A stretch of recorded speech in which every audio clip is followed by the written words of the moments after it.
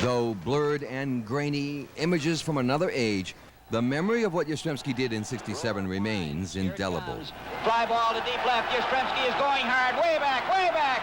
And he dives and makes a tremendous catch. If you've seen it all again and again, it's still hard to believe. Deep to right field. Number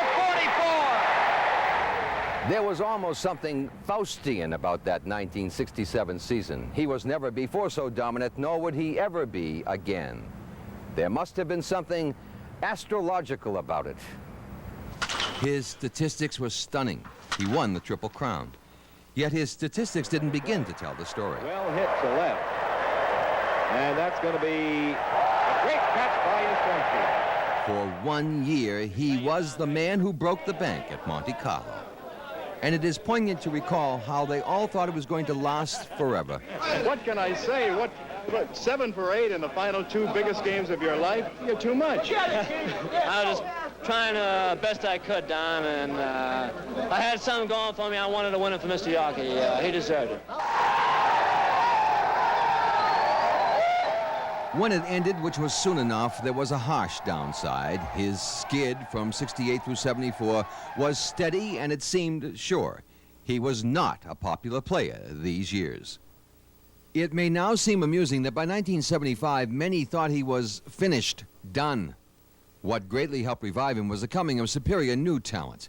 He was no longer the leading man, the focus. Now the 3-2 to Lynn. There's a base hit. And Rice is the tying run. And there's a base hit. 1-1 to Burleson. Center field, Bill North misjudged it, and he loses the ball. Lynn, Rice, and Burleson, Fisk, Evans, and Cooper. In this new galaxy, the heat was diverted, and it led to one of Yastrzemski's surpassing chapters, the bringing down of a great Oakland team in the '75 playoffs, in which he hit .455 and made a batch of stunning plays in the field. 2 of them victimizing Reggie Jackson in the decisive game. This was Yastrzemski at his best, lifting his team. The whole 3 games were done with defense, and a lot of it was Yastrzemski out there. He kind of came out of the ashes, I think, in that game. He was a better hitter approaching 40 than he was in his early 30s, but he never again got the big stage of postseason play to cavort upon, unless you count the immortal playoff of '78 that was made necessary by that year's immortal collapse.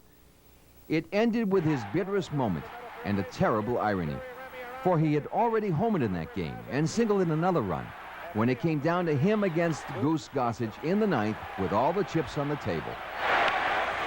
High pop-up. Nettles should have it. Yankees win. I remember Emily Vermeulen writing, I think, in the Globe afterwards that heroes were meant to die and to be reborn the next spring. It was a classic context, and he was the one who had to come out to bat at that moment.